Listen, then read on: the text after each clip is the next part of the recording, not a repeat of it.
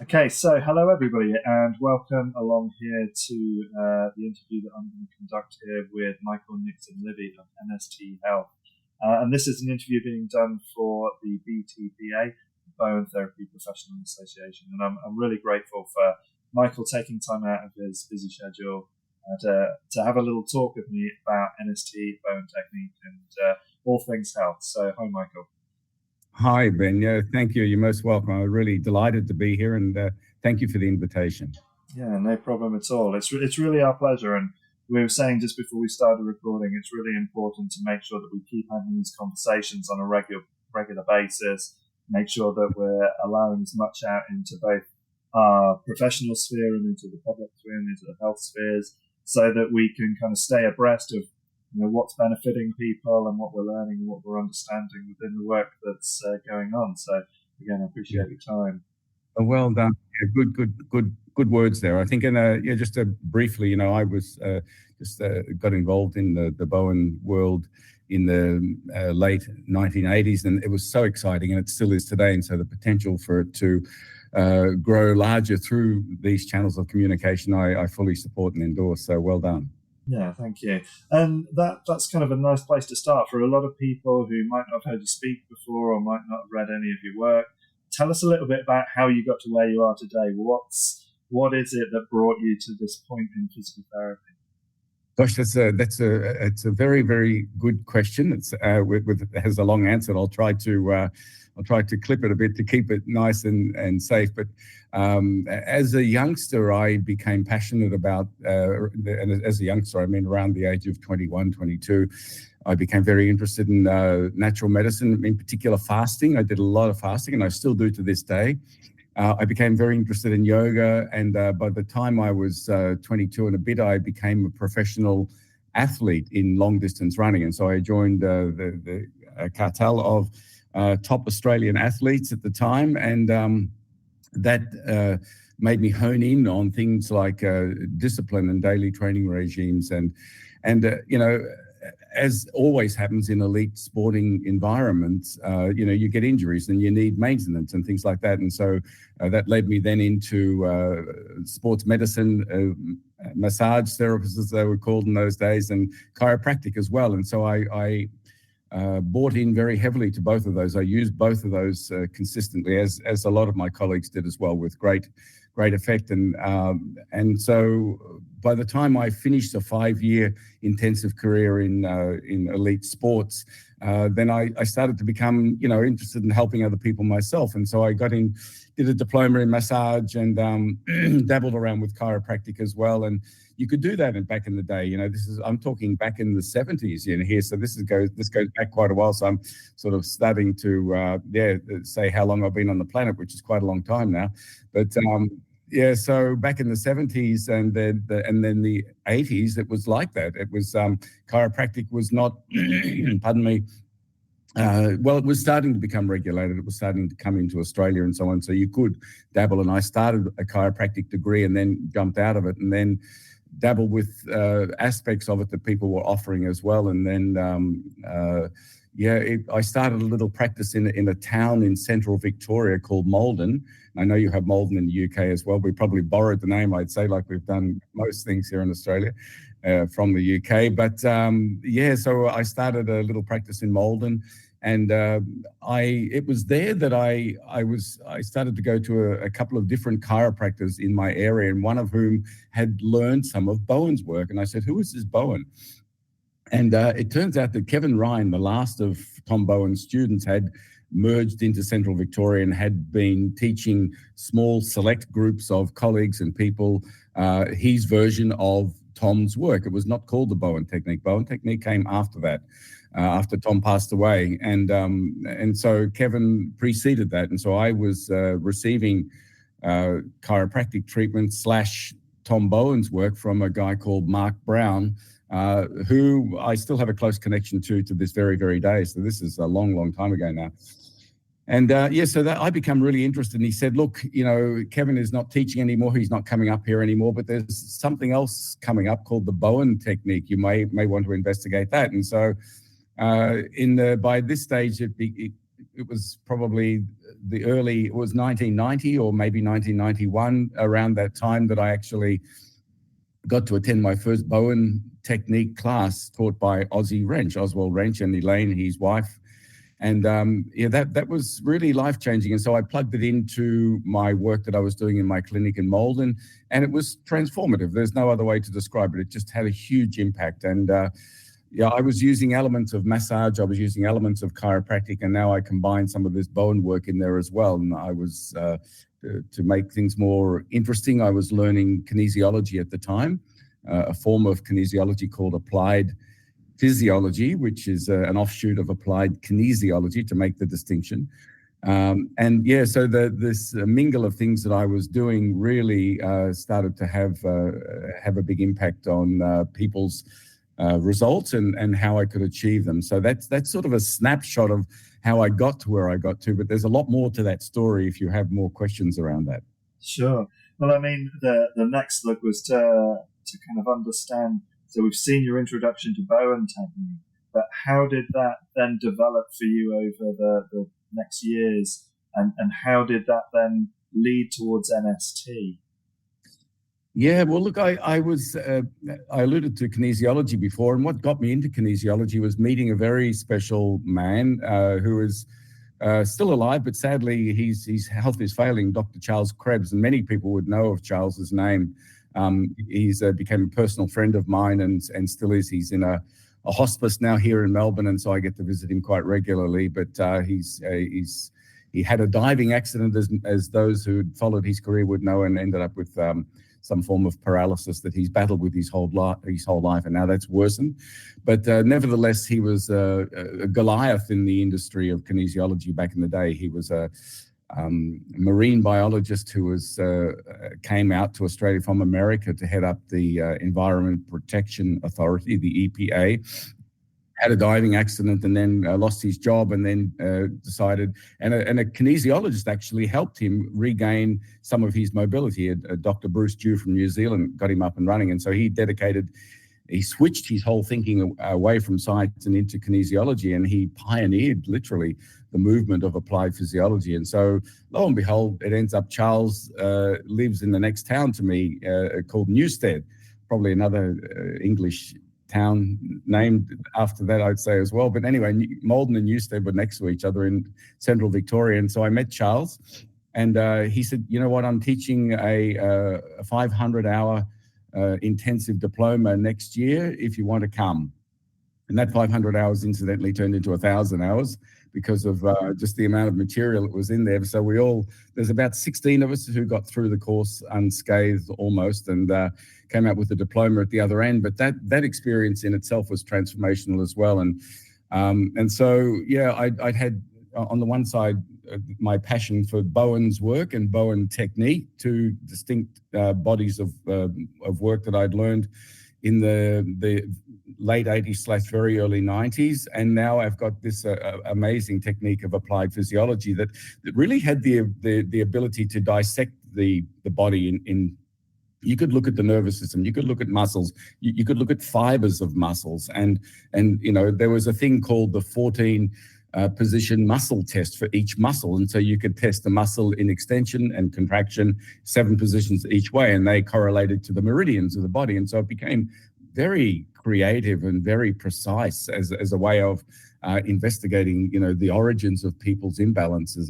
And so I became, you know, passionate about everything that I was doing, had a very, very successful clinical practice in many parts of Melbourne. And then at one time, Charles had broken off his work and gone into specifically into brain integration. He really started to focus more on brain integration as opposed to structural work and spinal work and just pain work, which he delegated to other people to do. And so he developed a whole program called LEAP, L-E-A-P, which is Learning Enhancement Advanced Program. And so to cut a long story short, he'd had so much success. He had people from all over Melbourne following him. He was booked out for months ahead, and yet he was a teacher at heart. And so he was leaving Australia to teach in Europe, United States, Canada, And when I say Europe, I include United Kingdom at that stage, which it was. And so so that left him little time to deal with his clients. So he contacted me one day. He said, look, this is the situation. I'm not there. I've got so many patients. Do you want to come and take over or join me as a partner in the practice? Which I jumped at the opportunity. It was an honor and a privilege to do that, which I did. And so there I was using LEAP in the clinic, and really having wonderful results. But the problem with LEAP was that the kids would come in with this, let's say, take for example dyslexia, and they would need to go through the program, which was a 12-session by 2 hours each session program to get them through the whole program. And it was tedious for the kids, particularly you can imagine hyperactive kids trying to keep them on the table for 2 hours. It's almost impossible. But dyslexic kids who could tolerate being on the table for that long, it was still tiring for them, but it produced good results. But at the same time, it was very, very expensive for the parents. We were not cheap. We were quite expensive back in the day. And so unbeknownst to Charles, I plugged in some of Bowen's work into the LEAP program, and it accelerated the program enormously. So no longer did I need to do 12 2-hour sessions. I could do 6 2-hour sessions, and they would get the same good results. So Charles comes back from overseas and he has a look at the patient records, and he said, what's going on here? And he said, you're only doing 6 sessions, but you're getting through everything. And I said, well, sort of cap in hand a little bit-ish. I've been using some of the other work I've learned, and true to Charles's nature, he just celebrated that. He said, that's fantastic. That's wonderful. Well done for taking the initiative, and show me what you've been doing. And then he went to Bowen. He went to learn Bowen himself as an offshoot of that conversation. And so came back and he said, what have you actually done? And I said, well, I've used some of Kevin's work and I've used some of Bowen Technique. And he said, well, if you really want this to be predictable, you've got to do some clinical research on it. And so he, being a scientist, was a researcher at heart. And so we set up a research program into the effectiveness of the body of work that we both come to know as Bowen's work at the time. And so we pulled it apart and used the 14-position muscle testing system to evaluate every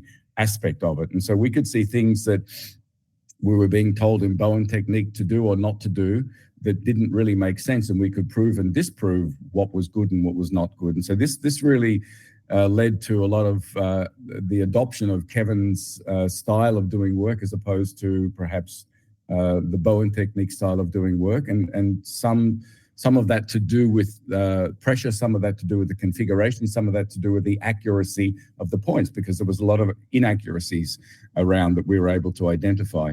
And moving on to an acupoint, or moving on to a ligament, or moving on to a bit of a ligament acupoint connection were some of the significant changes that we made that started to become NST. And so at that point, there was really no system in place. There was no intention of a system being in place. In fact, I'd become a teacher of the Bowen Technique by that stage, by 1992, for Ozzy and Elaine, and I really loved their work.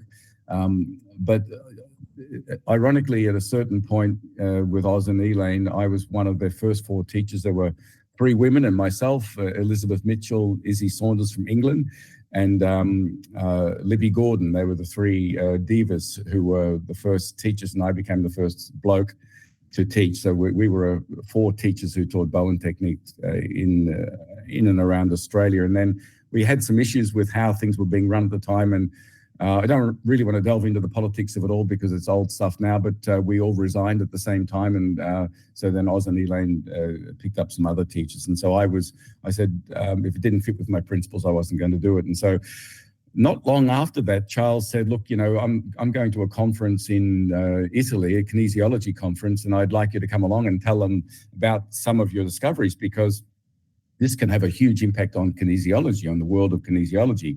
And I said, Charles, yeah, but come on, who's going to run the clinic, and, how is it all going to work? And he said, the clinic will manage itself. Don't worry, the clinic will manage itself. I said, okay. Well, so he convinced me. And so off I went to a place called Lake Garda in Italy and presented my findings of what I was doing there. And off the back of that, and there were osteopaths there were chiropractors there were kinesiologists there. They said, we want you back here next year in 1996 and to teach it to us. Will you do that? And these were osteopathic colleges, really prestigious ones, and kinesiology institutes like the IAK Institute, which is really the biggest in the world in Germany. It was at the time. And so they were very, very prestigious invitations that I didn't have the heart to refuse. So I thought I was going to Italy just to do a presentation of my findings, but I come back to Australia with this offer to change my whole life. And so within the space of 9 months, I was able to correlate all of the work that we'd been researching in the previous months and year, and form it into a proper body of work that was called NST, that we gave the word NST to, which was really a name that was offered to us by the Germans. The Germans came up with that name. That was their idea, actually, not mine. So NST was born, and it was taught in a osteopathic college in the south of France, near a town called Marseille, and to a group of about 30 osteopaths who just loved it, and it took off. And from there I went to Germany, to Belgium, to Spain, to Italy, to Canada, United States, back to Australia, of course, as well. And so NST really exploded, and it's really been going ever since. It has not stopped, and COVID halted it in its tracks, as it did most things, but it's starting to come back again now. So that's a bit of a scaly snapshot of the genesis of it all. But it's absolutely beautiful to listen to as well. And one of the things I love about speaking to people such as yourself is just that breadth of time of being involved in these subjects, and all of the cases you get to see, in thousands of hours of practice that you get. That, I always find it interesting watching the newer generations of practitioners coming through and watching them in those early stages of cutting their teeth, and the difference that it is that when you have got, kind of in excess of 10,000 hours under your hands, and just that time spent working with people, with bodies, with situations, it's amazing what it leads through to seeing that you just can't imagine when you begin on the road, decades before that as well. So it's really beautiful to listen to that transition over time from you. Thanks, Ben. Thanks a lot. Yeah, well said. Well, nicely observed as well, and nicely, summarized. Thank you.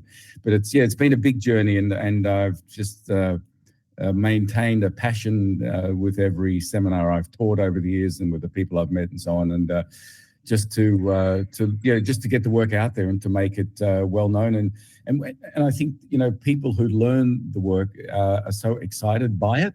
And so appreciative of what you've taught them, and then their patients are so appreciative of the results they're getting that they haven't been able to ever achieve before under the hands of either the same person or other persons. That it is entirely exciting. That you can't help but be excited by it. That's just a natural, organic benefit of doing the work, really. Yeah.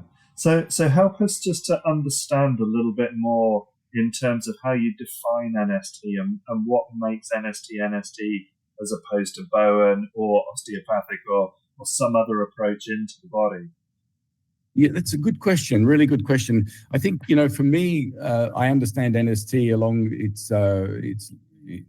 the lines which it evolved. And if we sort of backpedal a little bit to the clinical trials and studies we did, there was a whole range of things that we were able to isolate from looking at Kevin's work in particular. I was a patient of Kevin's too for quite some time, and naturally gleaned a lot from that. And I worked very closely with one of his students as well, and so Lisa Taylor. And so that really helped me to understand a lot more about what Tom had done. And there was quite a bit of and again, this is political, so I don't want to touch on it too much. Quite a lot of disagreement, if you like, and to put it mildly, between the latter students of Tom, Kevin and Romney Smeaton, and the earlier students, and they had completely different points of view about the work and how things were done. And that may be all valid for every party involved, because some saw his work earlier, some saw it later, and I understand that. But there's some quite firm opinions around it all between these Tom students as well. So we leave it at that. But I became, and I loved Aussie, and I loved Elaine, and I loved what they did as well. And I still love what they've done, because I think it's been enormous for the world, just fantastic. And the gift that they've been able to take to the world has been fantastic. And I don't necessarily need to agree with everything, but I can see the enormous benefit in what they've done for the planet. Literally, it's been fantastic. So. But Kevin's work really inspired me, and the way that he did it really inspired me. Very, very different to the Bowen technique, and that naturally influenced the way that I saw and did things. And throughout my clinical research, it came up with a tick more often than not, as opposed to the other side. And so we did evaluations of two things, and Kevin's work came up with tick after tick after tick after tick. And so naturally, that started to influence the way that I would do NST. And this clinic that I belonged to, the LEAP clinic that Charles had pioneered, it was called Kinesiology House in Carlton, in a place called Carlton. And so, do you have a Carlton in the United Kingdom? You probably do. Probably.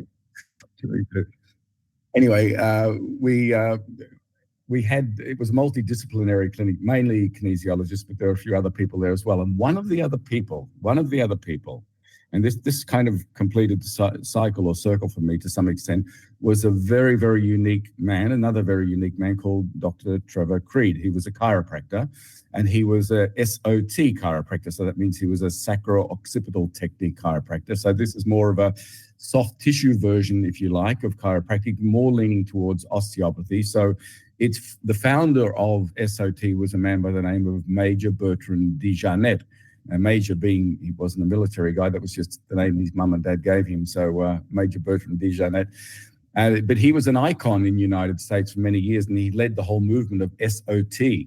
And interestingly, SOT spawned the beginning of kinesiology. So one of the members of SOT, Dr. George Goodhart, became the founding father of applied kinesiology. So it kind of completed the circle. So lo and behold, we have this guy coming once a month from the Western Districts of Victoria, a guy by the name of Dr. Trevor Creed, as I said before, to do sessions for people using his version of SOT. But the only difference with Trevor's version of SOT was that he never touched the body. And you think, hold on a second, whoa, this is getting a little bit spooky, you know? So this quite large man comes in, he's all dressed up in a white shirt with a tie. He always came with a collar and tie, impeccably dressed. The waiting room was full of people. There'd be about 30 people there, and Trevor would take them upstairs, and those who were in wheelchairs who couldn't get upstairs would be treated downstairs. And so he would do this waving across the body and following, to him, pathways that were well known and so on. And so I'd heard about him. I said, come on, he's got to be joking, you know. And so he invited me for a session one day, and I walked out of that session a changed man. You know, I felt I'd been chiropractically adjusted from head to toe, and he had not touched me, apart from at the end where he touched my levator scapula while I was just about to leave the table, and touched his two fingers on both midway points of levator scapulas and said, just hold for a second, and touched the top point of my head and said, hold for a second.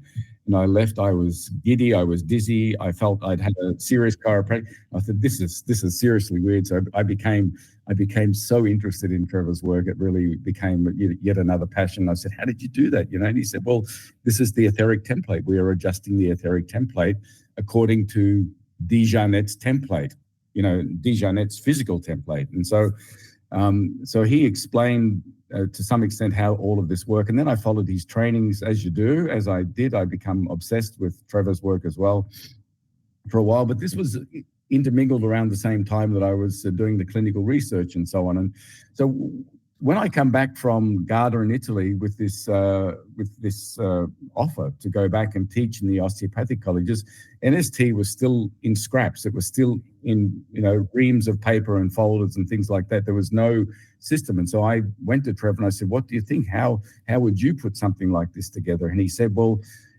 what's wrong with the secondary respiratory mechanism? You want to do some testing around that. Have you evaluated that? And I said, no, I haven't. And so at that stage, it was a little bit of one of those do-do-do-do moments. I thought, hold on a second, this could really make sense. And so he'd spoken about the importance of respiration, which is something that I'd always held dear to my heart through the practices of yoga and through running and so on, and the mind-body connection, and my understanding of Dr. Andrew Still's work, who's the godfather or grandfather of osteopathy. And when he said that, you've got to involve you've got to do something that involves the diaphragm, the pelvic girdle, and the cranium as an integrated unit, because that's what SOT is. He said, that's what we do in SOT. And so once we looked at the patterns and the maps of all of that, so I took that back into the clinic and started to not superimpose, but just start to organize some of the strategies of Kevin's work in particular and Tom's other work as a collective group onto the secondary respiratory mechanism template. And it was like a hand in a glove. Everything just fitted perfectly. It became remarkable, in fact, remarkable. So it required, therefore, some reorganization of points and sequences of points and timings and things like that. But this then quite quickly, over a month or a few months, then started to take the shape of what would become NST. So it really adopted both the SOT. So SOT, in other words, provided a template, and Bowen's work provided the detail. That's really the best summary that I can give you. But when I delivered this to the osteopaths and chiropractors around the world, not only were they able to understand the philosophy of it, but the practicalities of it and how it worked. And so it's always enjoyed a lot of popularity because of that. I think that's really helped Bowen's work to be transferable and transmittable and predictable, and so it really does give you that very, very nice system now to work with. Yeah, beautiful. So such a description there. There's so much to just unpack in there as well. But again, just trying to keep that parallel into Bowen's work. What would you say are the greatest misunderstandings that people have around NST, especially in relation to Bowen technique?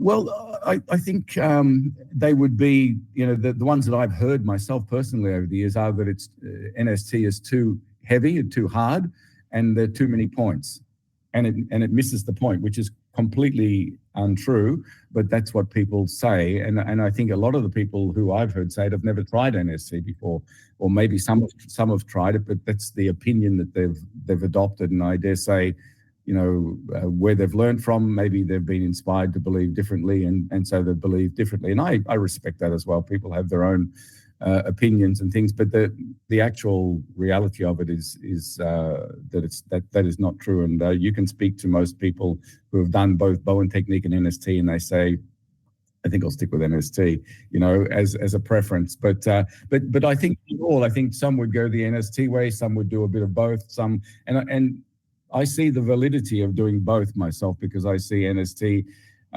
as being very, very, very suitable for modern day clinical practice, where you're seeing 20 people a day. I could not use Bowen technique the way I used to use it. 2-minute break. It doesn't work. Cannot do it. You've got to use something like NST that really gets people in and out quickly and has a profound response. And so for me, that's where I see a distinction, and I hope that doesn't sound in any way impolite, because it's not meant to, because I've seen Bowen do magical things, really magical things, and the soft touch, the super soft touch, can really do magical things at the right time as well. So it's but on the point of NST being heavy, it's not heavy. It's touch appropriate. This is what I always teach in my seminars. You've got to adjust your touch for the body under your fingers, and that's the only way to really to do it. And so it's, for some people, it may be a little bit firmer to get to their tissue points, and for others it may be very, very soft, like i.e. babies and people with fibromyalgia, people who are aged, people who you want to take through the program a little bit slower, you do it a bit softer. For those who are a little bit more robust and you really need to hit the point, you apply a little bit more pressure. But the intention is, to always approach. I would never go through a pain threshold. I would maybe always stay under a pain threshold level. And every day I make mistakes and I exceed that. Unintentionally, I twang somebody in a way that makes them jump a little bit.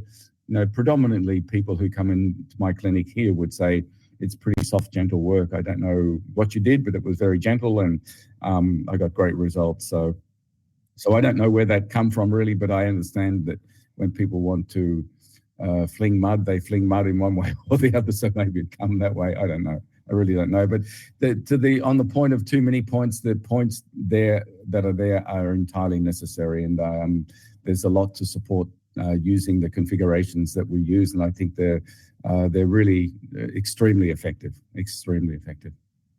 I think one of the things that it really highlights is that when we take seeds of ideas as well, or emerging ideas, as Bowen has been over the last 40 years or so, and the work that complements it in areas like chiropractic, osteopathic, kinesiology, is that with so many people being able to explore those with so many different individuals, so many different health conditions, we're just coming up with different ways of being able to play with similar material, and they're appropriate for different types of settings and different types of conditions. So when we're working with different, whatever the scenario is, the fact that there's so many ways that this type of work can be expressed, I think, is one of the richest things about it.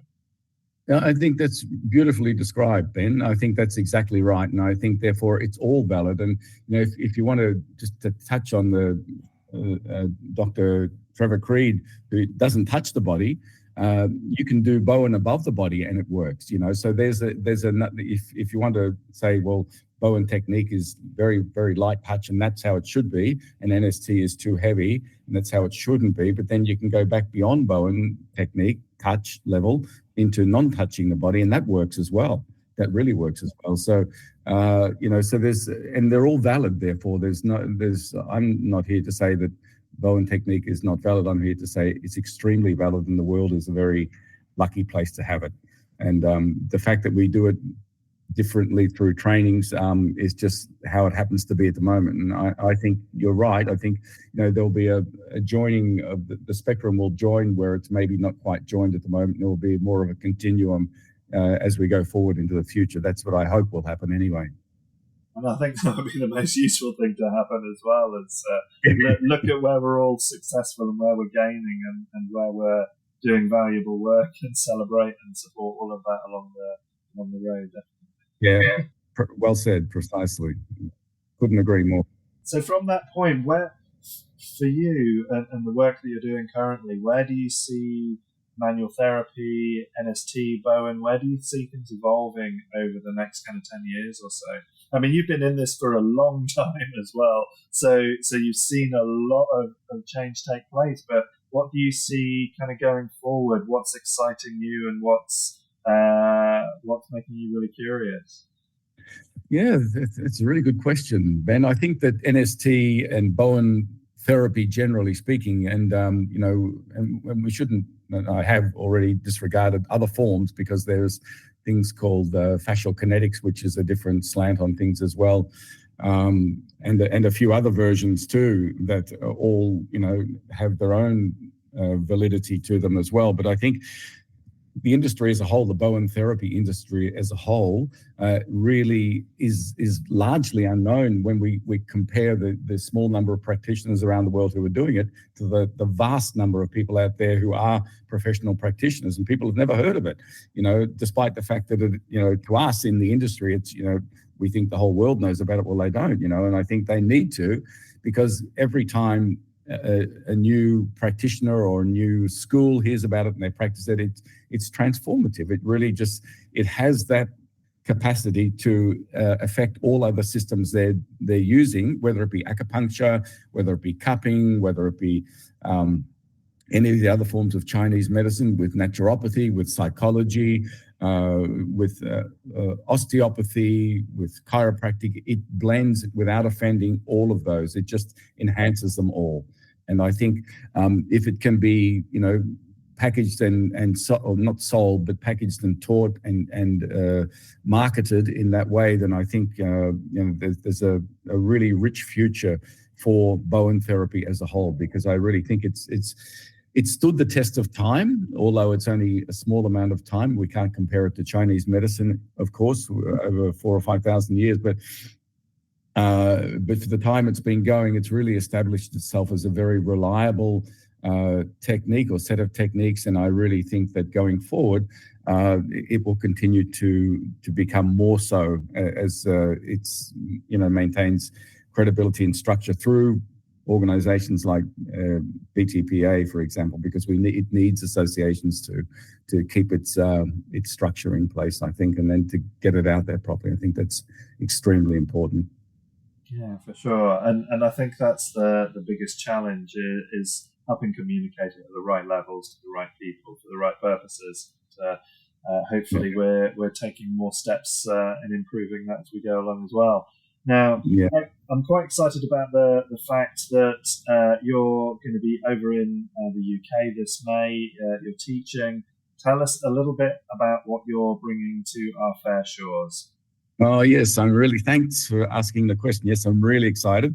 I'm coming back to run our flagship seminar, the Osteospinal operating system, we call it.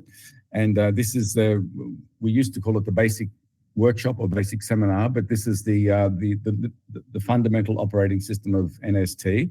It's a 5-day seminar. It'll be taught at close to a town called Daventry. And so I'm really looking forward to coming and teaching that. So this provides those who attend the fundamental structure of NST. And many chiropractors and osteopaths who have done the 5-day seminar over the years never want anything else. It's enough. It's a system within a system. It contains what we call the adjustments for the lumbar, thoracic, and cervical spines. It contains the work for the extremities. It contains work for the sacrum, for the pelvis, and the coccyx. And most importantly, the superstructure of the body, the stomatognathic system, or the temporomandibular joint, if you like, to isolate a component of the stomatognathic system. But it's a very well integrated, complete, self-contained system. And for anyone who's interested in coming, you're most welcome to attend. Would love to see as many people there as we can possibly interest to come. Brilliant. And so is that open for anyone? Is there any particular kind of level of experience people would be better having to be able to attend?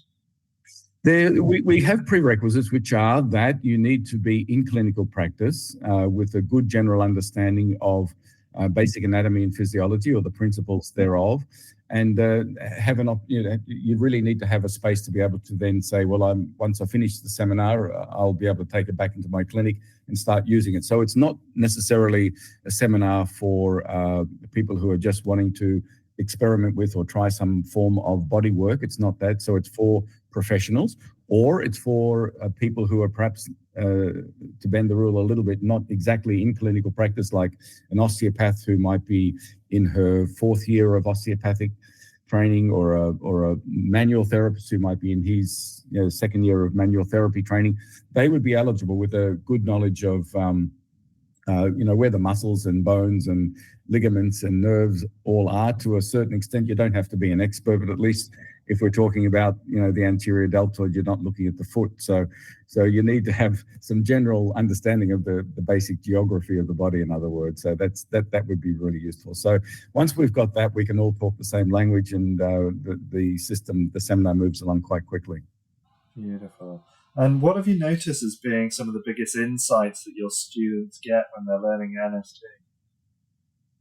I think just the predictability of it, or how easy it is to learn and copy.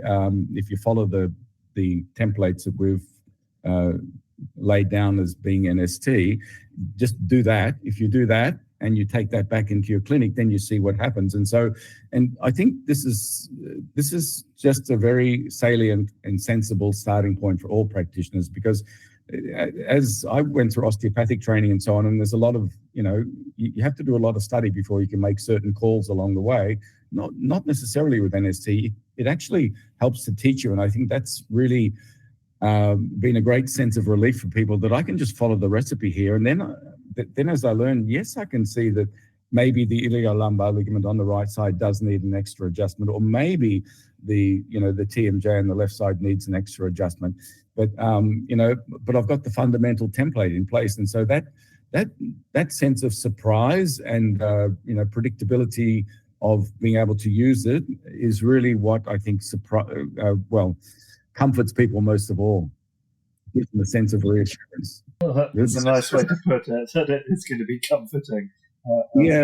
Because just as a brief tangent, 5 days, people say, how can 5 days of training, provide me with a technique that's going to compete with osteopathy? Well, it does. And it does that because of it is designed and structured in a predictable way and in a very sound and thorough way as well, that is really based a lot around how the secondary respiratory mechanism works. And I think that's one of its great strengths. And I think when people get to see that, I get lots and lots of emails from people after the workshop. I can't believe this. This is a miracle. I get them. I've had them for years and years and years, and they still keep on coming. So I'm entirely confident with that system, but that's that element of surprise is that it does really work. And what I've learned in 5 days, it does really, really work, and I'm getting great results. That's probably the most standout feature of all. I mean, it's one of the things I actually really enjoy when you do attend training and you're surprised by things that you've been doing in a particular way because they've come from a particular perspective. And then somebody says, well, why don't you do it like this instead? And it just totally changes the playing field of the body. It's never stopped being something that I find amazing, that there's always more. There's more ways to play with this material than most of us can imagine. And just that change in perspective can really alter a lot. Yeah, that's a really good point. And I think, and people, can therefore develop a sense of ownership with it and import their own subtle changes or whatever changes they might do. And they do, whether you tell them to or not. That's what they will do. That's human nature. And, I get people, again, writing to me quite frequently saying, what if you do this and add this and add this. And I used a needle here or I did that there and it just produced fantastic results. I think, wonderful. That's so good. I'm never going to tell you to keep it, in bricks and mortar. It's got to be, it's got to be dynamic. It's got to be viable. This is a structure we've given you to start with. And now, keep to the structure. If you deviate from it too far and it doesn't work, well, you know what to do. You come back to the structure. So it's quite straightforward. Yeah, sure. And I think that's so beautifully put as well. And sometimes I think people may forget that with all the years of experience and all the different modalities that you've explored and worked with clinically, it's only that body of work and time that allows you to distill things down into such precision because they've been replicated over and over and over again and tested over and over again. So you see those results much more consistently. And I think that's what helps us reduce down what needs to be shared and how you teach it, because you're very clear about the things that are working and the things that are not.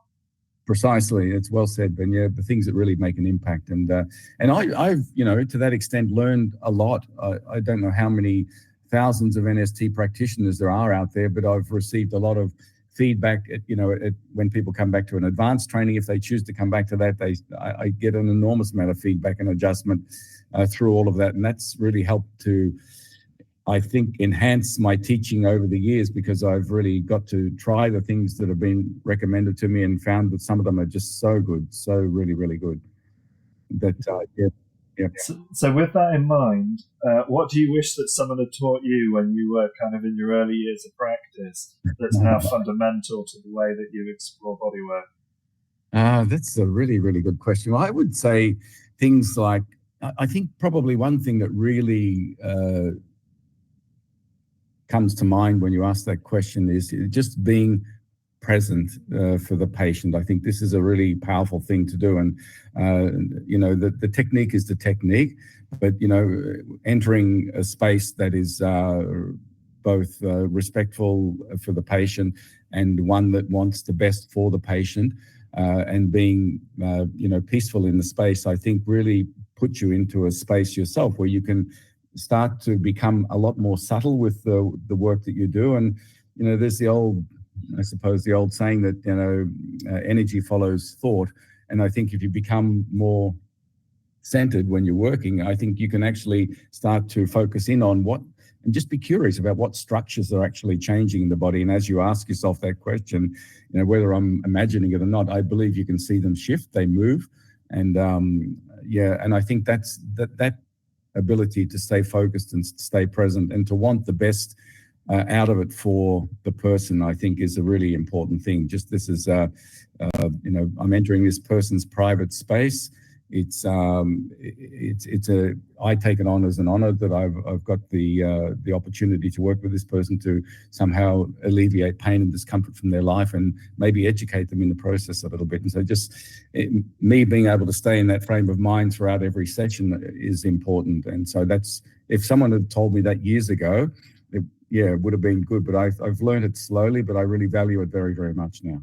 Yeah, I'm really glad to hear you say that as well, because it's something I think is really fundamental to our practice is where we are. We can only reflect from the point that we're at. So also really important to focus on who we are and where we are within the session with the person. Yeah, and I just thank you for saying that as well. And I'm glad you share the same point of view. And if I'm not sure if you've ever heard about it, but there was back in the times when Tom Bowen was practicing, apparently above one of the doorways in his practice, he had this statement that said when something like, I may not pass this way ever again, let me not ignore or defer this opportunity to show some kindness or help this person. I think John O'London or someone else might have been responsible for writing it, but it really, I've thought about that a lot over the years, and Ozzy was great at really getting that message across. It was one of his mantras as well, and he was very, very good at communicating that to everybody as well. And that really made a big impact on me. And I think, and I think Tom must have done that. I'm just guessing, but I'm thinking he must have done that, because I notice when you do that, when you do have that frame of mind, it does make your hands more sensitive. It does make your touch more sensitive. And so I think, there's a lot of wisdom in that statement. Maybe he had a deeper understanding of it than what we have, or what we have at the current point in time, but maybe it's worth exploring. Yeah, and also maybe it's something that only evolves when you've had enough time to have your hands in enough places and do enough work that just becomes how you are inside as well. It's true. I think it's true. Really, really true. Really true. So what else do you think that we should be exploring in bodywork that you feel isn't getting enough attention? What areas do you wish or would like to see people doing more work and doing more research? I think in particular the emotional side of things. I see people.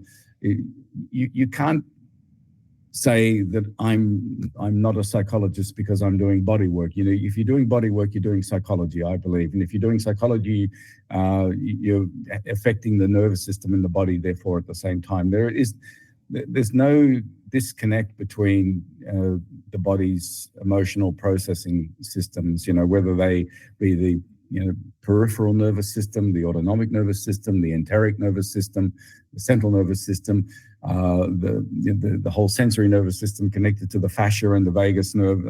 There is no disconnect. And so it's, but I find, and we ask this on our intake sheet, just as a slight sidestep, when people come in, tell us about why you're here, what you want to correct, what time frame in which you expect it to be corrected. And then it's 2 pages, our intake sheet, and on the second page, on the last part of the second page, there's a block of typical things that people can tick. So it's very, very open-ended, and everything from pain to relationship problems to financial problems to bereavement to children problems at home to intimacy problems, whatever it might be. There's a whole block of things that they can tick, and we invite them. We just say, please place a tick next to any one of these that you think belongs to your life or to you at the moment, and place 2 ticks against anything that you would really like to resolve. And so people are quite surprised by that. They come in with a back pain, and they're discovering they're filling out a good portion of the things on the list. And so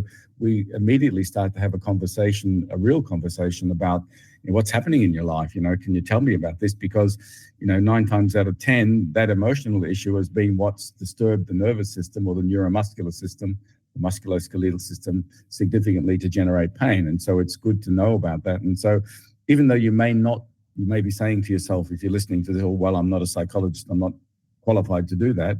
having a conversation, just, asking about that can sometimes be enough. And it's certainly, when that's done in the context of a healing environment or a session, it is very, very potent without even needing to take it anymore. But if you do happen to be a kinesiologist or a counselor or whatever, you can deepen that quite quickly as well, and you can investigate that quite quickly, and that becomes a much more complete package of work. And so I would say, including emotions or emotional work in with the body work, I think is something I would like to see happening, and I think needs to happen going forward.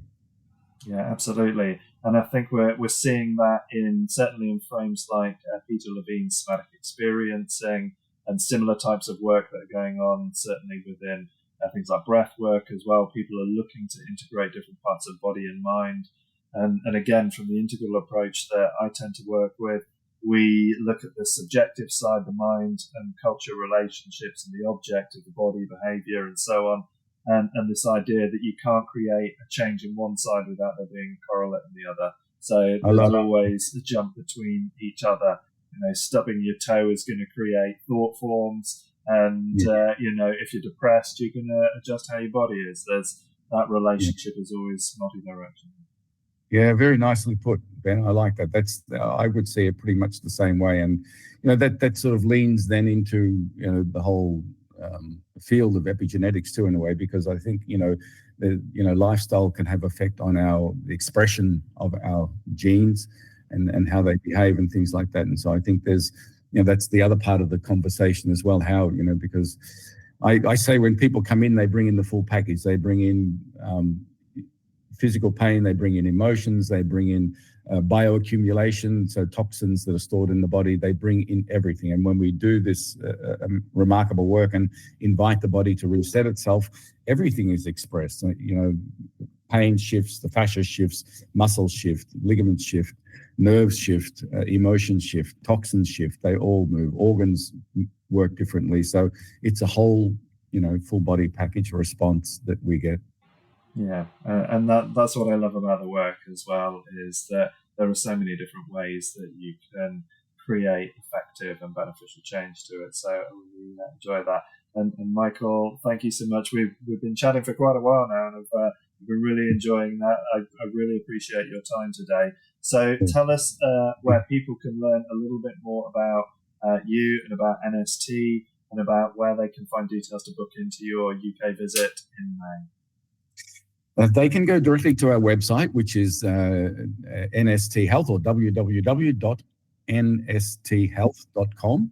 And if you'll see on the homepage, on the open page there's a little blue button to say book seminar, so you can click that and it'll take you to our schedule page. So you'll see the Daventry seminar there listed for the 8th to the 12th of May. And we'd love to see as many of the wonderful English people attend as possible. We've had some fantastic seminars in the UK over the years, and some back in the Glastonbury days. We were teaching in a place called Compton Dundon at Earth Spirit there for some time. That was fantastic. I have many good memories of I think some of those English people changed the way I live my life. Really, there was some characters amongst them all. So I always enjoy when I come back to England. I love the English sense of humour and just the way that you Brits run your life. It really appeals to me immensely. We're glad to have you back, Michael. Thank you very much. Really recommend people to go along and take advantage of having time with such an experienced and well-practiced teacher as well. So thank you, Michael. I really appreciate that. And from the BTPA as well. Thank you very much to everybody that's listening today and for giving your time to listen in. And hopefully we will have many more of these for you. Take care. Bye-bye. Absolutely. Yeah. Thank you. Thank you very much, Ben. Thanks for today.